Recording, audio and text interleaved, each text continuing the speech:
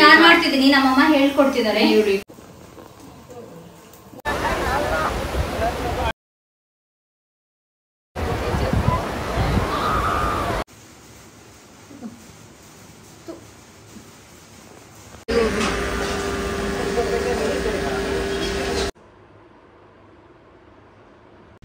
Hey guys, welcome back to my channel. ಹೇಗಿದ್ದೀರಾ? ಎಲ್ಲರೂ ಚೆನ್ನಾಗಿದ್ದೀರಾ ಅಂತ ಅಂದ್ಕೊಳ್ತೀನಿ. ಇವತ್ತು ನಾನು ನಮ್ಮಮ್ಮ ಗೂಚಿನ ಕರ್ಕೊಂಡು ಗ್ರೂಮಿಂಗಿಗೆ ಅಂತ ಹೊರಟಿದ್ದೀವಿ. ಗೂಚಿದು ನಮ್ಮ ಹೆಲ್ತು ಎಷ್ಟು ಇಂಪಾರ್ಟೆಂಟ್ ಅಷ್ಟೇ ಇಂಪಾರ್ಟೆಂಟ್ ನಾವು ಸಾಕಿರುವ ಪೆಟ್ಟಿದು ಕೂಡ ಅಲ್ವಾ.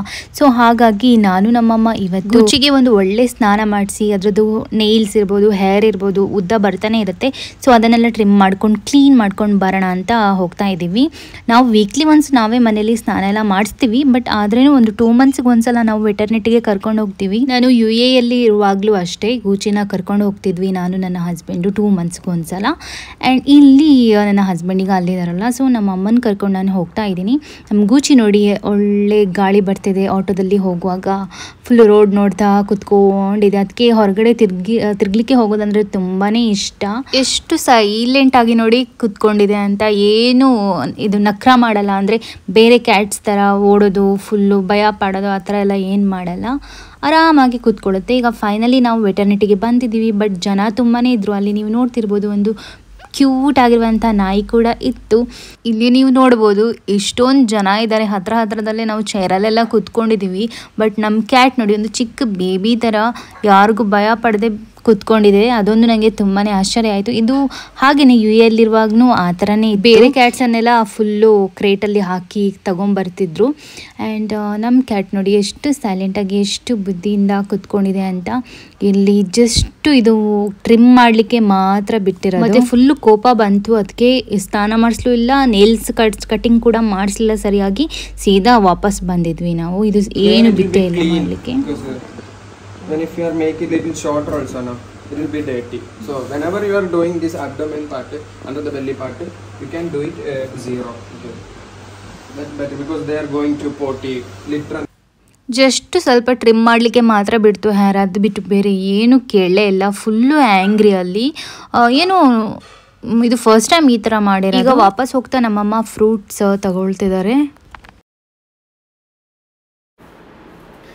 ಫ್ರೆಂಡ್ಸ್, ನಾನು ನೆಕ್ಸ್ಟ್ ಡೇ ವ್ಲಾಗ್ ಕಂಟಿನ್ಯೂ ಮಾಡ್ತಿದ್ದೀನಿ. ಇವತ್ತು ನಮ್ಮಮ್ಮ ಬೂದು ಕುಂಬಳಕಾಯಿ ಸಾರು ಮಾಡ್ತಾರೆ. ಸಾರು ಅಂದ್ರೆ ಕೋಕೋನಟ್ ಮಿಲ್ಕ್ ಎಲ್ಲ ಹಾಕಿ. ಇದು ನಮ್ದು ಅಜ್ಜಿಯದು ರೆಸಿಪಿ. ಅಜ್ಜಿ ಅಂದ್ರೆ ನಮ್ಮ ಅಮ್ಮಂದು ಅತ್ತೆ. ಸೊ ಅವ್ರದ್ದು ರೆಸಿಪಿ, ಅವ್ರು ಚೆನ್ನಾಗಿ ಮಾಡ್ತಾರೆ ಇದ್ರದ್ದು ಸಾರು. ಸೊ ಅವ್ರ ಜೊತೆ ಸ್ಟೂ, ಓಕೆ, ಕುಂಬಳಕಾಯಿ ಸ್ಟೂ, ಬೂದು ಕುಂಬಳಕಾಯಿ ಸ್ಟೂ ಅಂತ ಹೇಳ್ತಾರಂತೆ. ಸೊ ಬನ್ನಿ, ನಿಮ್ ಜೊತೆ ಈ ರೆಸಿಪಿ, ಈ ಸೀಕ್ರೆಟ್ ರೆಸಿಪಿ ನಿಮ್ ಜೊತೆ ನಾನು ಶೇರ್ ಮಾಡ್ತೀನಿ. ನೋಡಿ, ಇಷ್ಟ ಆದ್ರೆ ಒಂದು ಲೈಕ್ ಕೊಡಿ. ಮಸ್ತ್ ಜನ ಹೋಗ್ತೀರಾ? ತುಂಬಾ ಜನ ಮಾಡ್ತಾರಂತೆ, ನಂಗೆ ಗೊತ್ತಿಲ್ಲ. ಯೂಟ್ಯೂಬ್ ಅಲ್ಲೆಲ್ಲ ಸರ್ಚ್ ಮಾಡಿದೆ, ನಂಗೆ ಇದು ರೆಸಿಪಿ ಸಿಕ್ಕಿಲ್ಲ. ಇದನ್ನು ಮೊಸರು ಹಾಕಿ ಕೂಡ ಮಾಡ್ತಾರಂತೆ. ಅಂಡ್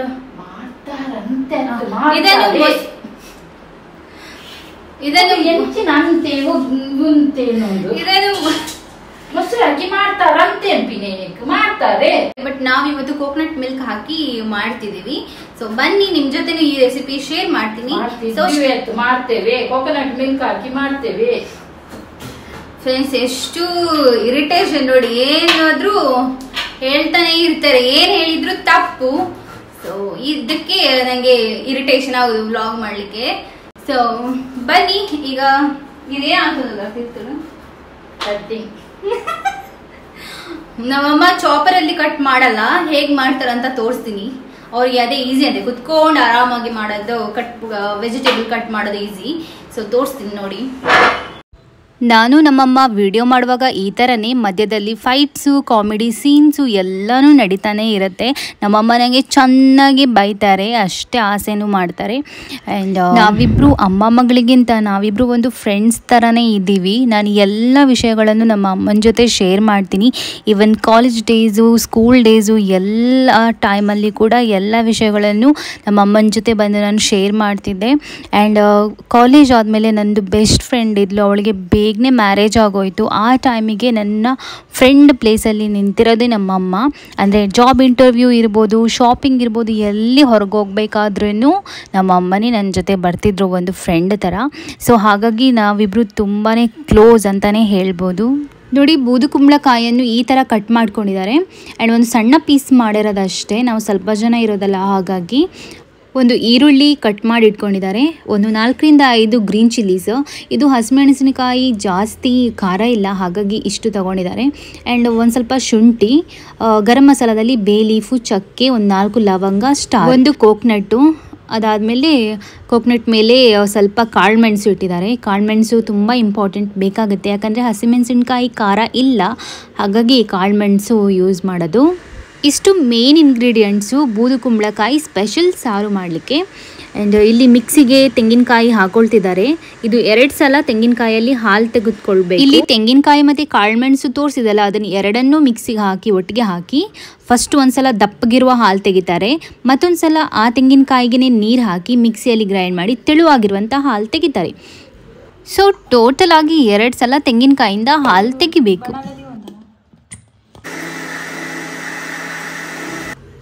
ಇಲ್ಲಿ ನೀವು ನೋಡ್ತಿರ್ಬೋದು, ಒಂದ್ಸಲ ಗ್ರೈಂಡ್ ಮಾಡಿಕೊಂಡ್ರು. ಇದು ಫಸ್ಟ್ ತೆಗೆಯುವಂಥ ದಪ್ಪ ಹಾಲು. ಸೊ ಇದನ್ನೀಗ ತೆಗೆದು ಇಟ್ಕೊಳ್ತಾರೆ. ಈ ಬೂದುಕುಂಬಳಕಾಯಲ್ಲಿ ತುಂಬಾ ಹೆಲ್ತ್ ಬೆನಿಫಿಟ್ಸ್ ಇದೆ. ಆ್ಯಂಡ್ ಎಲ್ಲರಿಗೂ ಗೊತ್ತಿರುತ್ತೆ, ಬಟ್ ನಾನು ಕೆಲವೊಂದು ಹೆಲ್ತ್ ಬೆನಿಫಿಟ್ಸ್ ಹೇಳ್ತೀನಿ. ಆ್ಯಂಡ್ ನಿಮಗೆ ತುಂಬ ಬಾಡಿಯಲ್ಲಿ ಹೀಟ್ ಆಗಿದ್ದರೆ ಇದನ್ನು ಜ್ಯೂಸ್ ಮಾಡಿ ಕುಡಿಬೋದು, ಇಲ್ಲಾಂದರೆ ಈ ಥರ ಪಲ್ಯ, ಸಾರು ಏನು ಬೇಕಾದರೆ ಮಾಡಿ ತಿನ್ಬೋದು. ತಿನ್ನೋದ್ರಿಂದ ನಮ್ಮ ದೇಹಕ್ಕೆ ತುಂಬ ಕೂಲಾಗಿ ಇರಿಸಲಿಕ್ಕೆ ಹೆಲ್ಪ್ ಮಾಡುತ್ತೆ. ಕೆಲವರಿಗೆ ಆ್ಯಸಿಡಿಟಿ ಪ್ರಾಬ್ಲಮ್ ಇರುತ್ತೆ, ಸೊ ಆ್ಯಸಿಡಿಟಿ ಪ್ರಾಬ್ಲಮ್ ಇದ್ರೇನು ಅದನ್ನು ದೂರ ಮಾಡುತ್ತೆ. ನಮ್ಮ ಸ್ಕಿನ್ನಲ್ಲಿ ಏನಾದರೂ ಪ್ರಾಬ್ಲಮ್ಸ್ ಎಲ್ಲ ಏನಾದರೂ ಇದ್ದರೆ ಇದನ್ನು ಕೂಡ ತಿನ್ನೋದ್ರಿಂದ ತುಂಬಾ ಹೆಲ್ಪ್ ಆಗುತ್ತೆ. ಸ್ಕಿನ್ ಪ್ರಾಬ್ಲಮ್ಸ್ ಏನಿದ್ರು ಹೋಗ್ಬಿಡತ್ತೆ. ಈಗ ಗ್ಯಾಸಲ್ಲಿ ಒಂದು ಕಡಾಯಿ ಇಟ್ಟಿದ್ದಾರೆ. ಇದರಲ್ಲಿ ಸೆಕೆಂಡ್ ಟೈಮ್ ತೆಗೆದಿರುವಂಥ ನೀರು ಹಾಲು, ಅಂದರೆ ತೆಂಗಿನಕಾಯಿ ಹಾಲೇ, ನೀರು ಹಾಲನ್ನು ಇಟ್ಟಿದ್ದಾರೆ. ಫಸ್ಟು ಇದು ಸ್ವಲ್ಪ ಬಾಯ್ಲ್ ಆದಮೇಲೆ ಫಸ್ಟ್ ನಾನು ಬೂದುಕುಂಬಳಕಾಯಿ ಹಾಕೊಳ್ತಿದ್ದೀನಿ, ಕಟ್ ಮಾಡ್ಕೊಂಡಿರೋದು. ನನಗೆ ಕುಕ್ಕಿಂಗ್ ಮಾಡೋದಂದರೆ ತುಂಬಾ ಇಷ್ಟ. ನನ್ನದು ಲಾಸ್ಟ್ ಹಿಂದಿನ ವೀಡಿಯೋಸೆಲ್ಲ, ಯು ಎಲ್ಲಿರುವಾಗ ವೀಡಿಯೋಸೆಲ್ಲ ನೀವು ನೋಡಿರ್ಬೋದು. ನಾನು ಎಷ್ಟೊಂದು ರೆಸಿಪಿಗಳನ್ನೆಲ್ಲ ಟ್ರೈ ಮಾಡಿದ್ದೀನಿ. ಸೊ ಇವತ್ತು ಅಮ್ಮನ ಜೊತೆ ನಾನು ಮಾಡ್ತೀನಿ ಅಂತ ಹೇಳಿ ಸ್ವಲ್ಪ ನನಗೇನು ಮಾಡಲಿಕ್ಕೆ ಬಿಟ್ಟರು. ನೀರು ಕಮ್ಮಿ ಆಡ ಸರಿ ಇಲ್ಲ.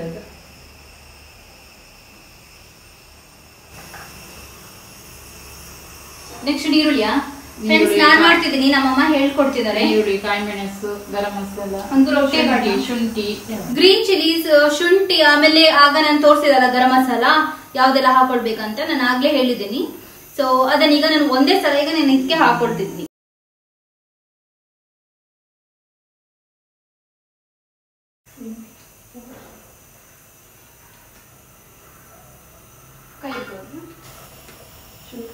ಅರಿಶಿನ ಒಂದ್ ಸ್ವಲ್ಪ ಹಾಕೊಬೇಕು. ಇದೆಯಾ?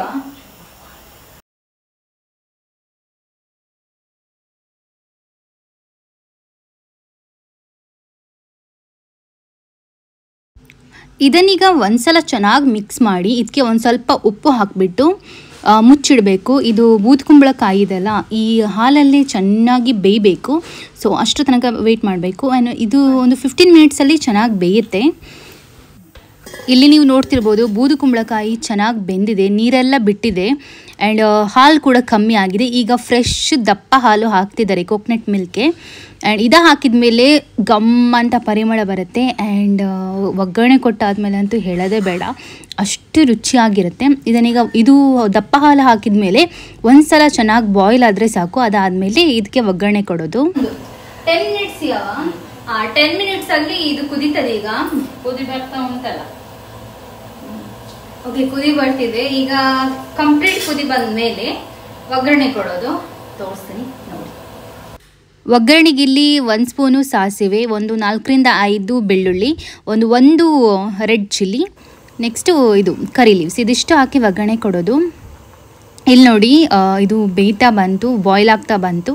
ಸೊ ಈ ಟೈಮಿಗೆ ಒಗ್ಗರಣೆ ಕೊಟ್ಬಿಡಬೇಕು.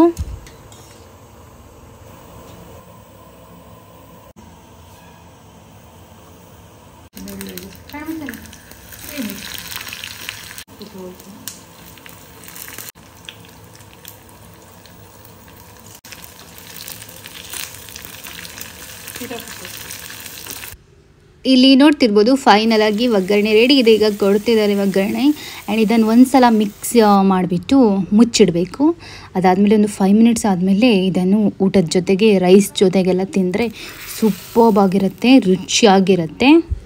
ಇವತ್ತು ನಮಗೆ ಸಿಂಪಲ್ ವೆಜ್ ಊಟ. ಇಲ್ಲಿ ನೋಡಿ ಹಪ್ಪಳ, ಪಾಪಡ್ ಎಲ್ಲ, ಇದು ಮೆಣಸಿನ್ಕಾಯಿ ಹಪ್ಪಳ, ಅದ್ರ ಜೊತೆಗೆ 1.5 ಪೀಸು ಫಿಶ್ ಇತ್ತು. ಇದು ನಮ್ಮ ಅಮ್ಮನಿಗೆ ಫಿಶ್ ಅಂದರೆ ತುಂಬಾ ಇಷ್ಟ, ಸೊ ಅವ್ರಿಗೆ. ಆ್ಯಂಡ್ ಇದು ಬೆಳ್ಳುಳ್ಳಿದು ಪಿಕ್ಕಲ್. ಫ್ರೆಂಡ್ಸ್, ಇಲ್ಲಿ ನಮ್ಮಮ್ಮ ಊಟ ಹಾಕ್ತಿದ್ದಾರೆ ಎಲ್ಲರಿಗೂ. ಇವತ್ತು ನಮ್ಮ ಮನೇಲಿ ನಂದು ಇನ್ನೊಂದು ತಮ್ಮ ಇದ್ದಾನೆ, ಅಂದರೆ ನನ್ನ ಕಸಿನ್. ಸೊ ಎಲ್ಲರೂ ಸೇರಿ ಈಗ ಊಟ ಮಾಡೋದು. ನೋಡಿ, ಇವರು ನಂದು ದೊಡ್ಡಮ್ಮ. ಇವರಿಗೆ ನಾನು ಏನು ಮಾಡ್ತೀನಿ, ವಿಡಿಯೋ ಮಾಡ್ತೀನಿ ಅದೆಲ್ಲ ಅವ್ರಿಗೆ ಅಷ್ಟೊಂದು ಗೊತ್ತಾಗಲ್ಲ. ಬಟ್ ಆದರೂ ನನಗೆ ಫುಲ್ಲು ಸಪೋರ್ಟ್ ಮಾಡ್ತಾರೆ, ಆ ಥರ ಮಾಡು, ಈ ಥರ ಮಾಡು ಅಂತ.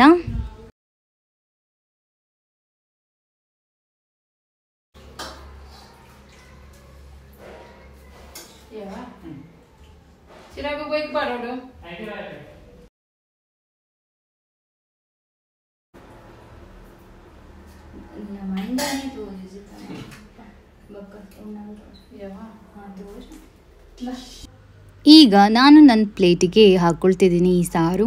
ಆ್ಯಂಡ್ ನಾನು ಹಾಕ್ಕೊಳ್ಳುವಾಗ ಚೆನ್ನಾಗಿ ನಿಮಗೆ ತೋರಿಸ್ಬೋದಲ್ಲ ವಿಡಿಯೋದಲ್ಲಿ, ಹಾಗಾಗಿ ನಾನು ಲಾಸ್ಟಿಗೆ ಹಾಕ್ಕೊಳ್ತೀನಿ ಅಂತ ನಮ್ಮಮ್ಮನ ಜೊತೆ ಹೇಳಿದೆ. ಆ್ಯಂಡ್ ಇಲ್ಲಿ ನೋಡಿ ಎಷ್ಟು ಚೆನ್ನಾಗಿ ಬಂದಿದೆ ಅಂತ.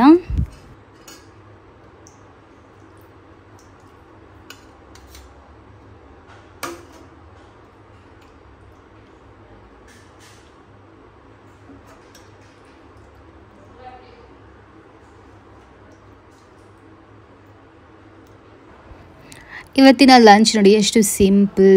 ಬಾಯ್ಲ್ಡ್ ರೈಸ್, ಪಿಕ್ಕಲ್, ಹಪ್ಪಳ ಆ್ಯಂಡ್ ಇದು ಸ್ಪೆಷಲ್ ಸಾರು. ಇದು ಸಾರಿದೆಲ್ಲ ತುಂಬ ಚೆನ್ನಾಗಿದೆ. ಇದು ಒಂಥರ ಬೇರೆನೇ ಟೇಸ್ಟ್ ಇರುತ್ತೆ ಕೋಕೋನಟ್ ಮಿಲ್ಕ್ ಇದು. ಆ್ಯಂಡ್ ನೀವೊಂದ್ಸಲ ಮನೆಯಲ್ಲಿ ಟ್ರೈ ಮಾಡಿ. ಸೊ ಈಗ ನಾನು ಊಟ ಮಾಡ್ತೀನಿ, ಆಮೇಲೆ ಸಿಗ್ತೀನಿ.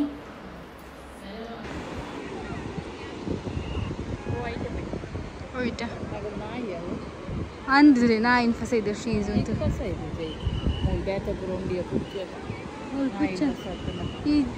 ಕ್ಯೂಟ್ ಉಂಟು. ಇದು ಸಂಡೇ. ಸೊ ಇವತ್ತು ನಾವು ಬಂದಿರೋದು, ನಾನು ನಮ್ಮಮ್ಮ ಬಂದಿರೋದು ನಮ್ಮ ಮನೆ ಹತ್ರದಲ್ಲಿರುವ ಮಲ್ಪೆ ಬೀಚ್ಗೆ. ಆ್ಯಂಡ್ ನಾವು ನಮ್ಮ ಕ್ಯಾಟನ್ನು ಕೂಡ ಕರ್ಕೊಂಡು ಬರಬೇಕು ಅಂತ ಅಂದ್ಕೊಂಡ್ವಿ. ಇಲ್ಲಿ ನೋಡಿ ಶೀಸು, ಡಾಗ್, ಅವರವ್ರ ಪೆಟ್ಟನ್ನೆಲ್ಲ ಕರ್ಕೊಂಡು ಬಂದಿದ್ದಾರೆ. ಫ್ರೆಂಡ್ಸ್, ಬೀಚ್ಗೆ ಬಂದು ವೇಸ್ಟ್ ಆಯಿತು. ನೀರು ಟಚ್ ಮಾಡಲಿಕ್ಕೆ ಬಿಡ್ತಿಲ್ಲ ನಮ್ಮಮ್ಮ. ಓಕೆ, ಫುಲ್ಲು ಭಯ ನಮ್ಮ ಅಮ್ಮನಿಗೆ.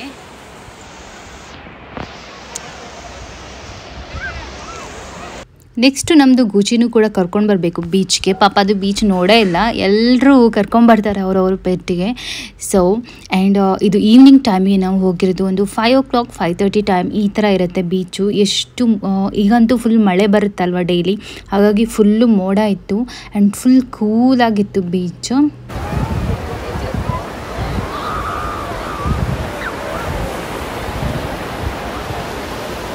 ಬೀಚ್ಗೆ ಯಾವಾಗಲೂ ಸನ್ಸೆಟ್ ನೋಡಲಿಕ್ಕೆ ಹೋಗಬೇಕು. ಎಷ್ಟು ಚೆನ್ನಾಗಿರುತ್ತೆ ಅಂದರೆ ಇಲ್ಲಿ ನೀವು ನೋಡ್ತಿರ್ಬೋದು, ಅಷ್ಟು ಚೆನ್ನಾಗಿರುತ್ತೆ.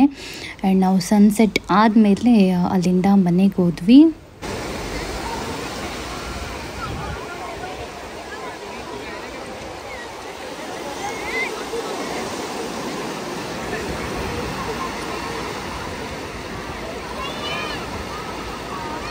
ನಾನು ನನ್ನ ಹಸ್ಬೆಂಡು ಯಾವಾಗ ಮಲ್ಪೆ ಬೀಚ್ಗೆ ಬಂದ್ರೂ ನಮ್ಮದು ಒಂದು ಸ್ಪಾಟ್ ಇದೆ, ಅದು ಅಲ್ಲೇ ಎಂಟ್ರೆನ್ಸಲ್ಲೇ ಕೆಲವೊಂದು ಹೋಟೆಲ್ಸ್ ಇರುತ್ತೆ. ಸೊ ಅಲ್ಲಿ ಹೋಗಿ ನಾವು ಒಂದು ಗೋಬಿ, ಒಂದು ಎಗ್ ನೂಡಲ್ಸ್ ತಿಂತೀವಿ. ಆ ಹೋಟೆಲಿದು ಅದು ನನಗೆ ಗೋಬಿ ಆ್ಯಂಡ್ ಎಗ್ ನೂಡಲ್ಸ್ ತುಂಬಾ ಇಷ್ಟ ಆಗುತ್ತೆ. ಇವತ್ತು ನಾನು ನಮ್ಮ ಅಮ್ಮನನ್ನು ಕೂಡ ಕರ್ಕೊಂಡು ಹೋಗಿದ್ದೆ ಅಲ್ಲಿಗೆ. ತುಂಬ ಟೇಸ್ಟಿ ಆಗಿತ್ತು. ನೀವು ಒಂದ್ಸಲ ಟ್ರೈ ಮಾಡಿ, ಎಲ್ಲರೂ ಟ್ರೈ ಮಾಡಿರ್ಬೋದು, ಬಟ್ ಯಾರೆಲ್ಲ ಟ್ರೈ ಮಾಡಿಲ್ಲ ನೀವು ಕೂಡ ಒಂದ್ಸಲ ಟ್ರೈ ಮಾಡ್ಬೋದು.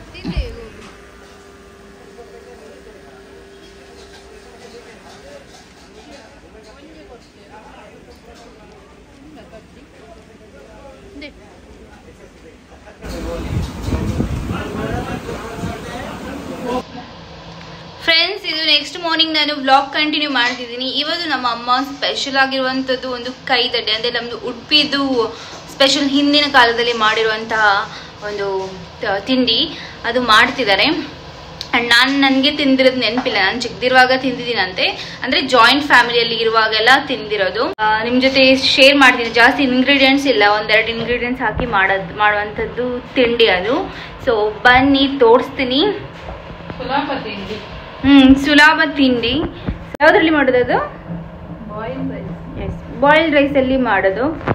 ಬಾಯ್ಲ್ಡ್ ರೈಸ್ ಮತ್ತು ಕೋಕೋನಟ್ ಇರಬೇಕು, ಬೆಲ್ಲ ಇರಬೇಕು. ಇದು 3 ಮೇನ್ ಇಂಗ್ರೀಡಿಯೆಂಟ್ಸ್ ಇದಿದ್ರೆ ಆರಾಮಾಗಿ ಮಾಡ್ಕೊಬೋದು.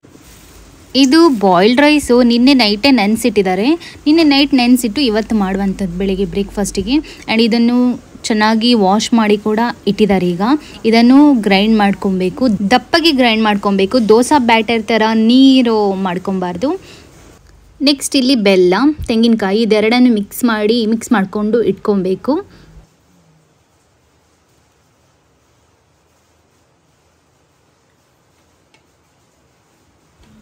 ನೋಡಿ, ಈ ಥರ ಬೆಲ್ಲ ಮತ್ತು ಕೋಕೋನಟ್ಟು ಈ ಥರ ಮಿಕ್ಸ್ ಆಗಬೇಕು ಈಕ್ವಲ್ ಆಗಿ. ನೋಡಿ, ಇದು ಬಾಯ್ಲ್ಡ್ ರೈಸು, ಇದು ಮಿಕ್ಸಿಯಲ್ಲಿ ಗ್ರೈಂಡ್ ಮಾಡಿ ಇಟ್ಕೊಂಡಿರೋದು. ಇಷ್ಟು ದಪ್ಪಗಿರಬೇಕು. ನಮ್ಮ ಕಡೆ ಎಲ್ಲ ಗಟ್ಟಿ ಮಾಡ್ತಾರೆ ಆ ಥರ. ಒಂದು ತೆಳು ಬಟ್ಟೆಯಲ್ಲಿ ಮಾಡ್ತಿದ್ದಾರೆ. ಇಲ್ಲಿ ಮಾಡೋದು ತೋರಿಸಿ ನಿಮಗೆ ಯಾವ ಥರ ಈ ತಿಂಡಿ ಮಾಡ್ತಾರೆ ಅಂತ.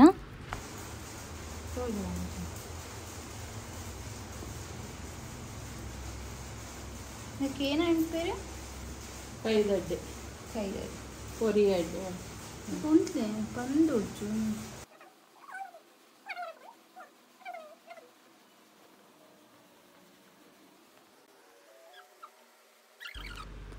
ಈಗ ನೋಡಿ, ಇದರ ಒಂದು ಸೈಡಿಗೆ ಆಗ ಕೋಕೋನಟ್ ಮತ್ತು ಬೆಲ್ಲ ಮಿಕ್ಸ್ ಮಾಡಿದ್ದೀವಲ್ಲ ಅದನ್ನು ಒಂದು ಸೈಡಿಗೆ ಹಾಕ್ಕೊಳ್ತಾರೆ. ಆ್ಯಂಡ್ ಮತ್ತೇನು ಮಾಡ್ತಾರೆ ನೋಡಿ.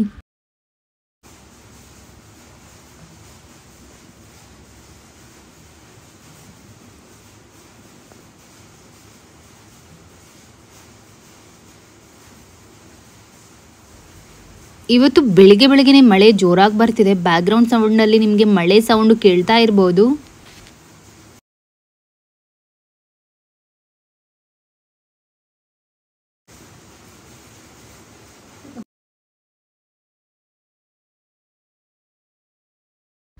ಒಂದು ಪ್ಯಾನಿಗೆ ಎಣ್ಣೆ ಹಾಕಿಬಿಟ್ಟು ಅದರ ಮೇಲೆ ಈ ಥರ ಇಡೋದು.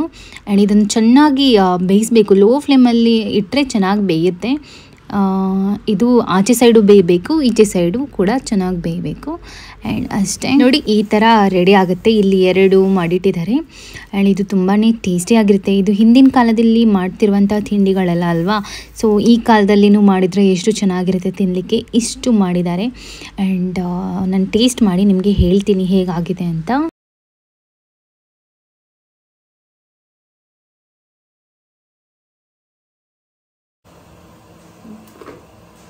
ಒಂಜಿಯವ ಫಸ್ಟ್ ಯವ ಟೇಸ್ಟ್ ಮಾಡಿ ಹೇಳ್ತೀನಿ.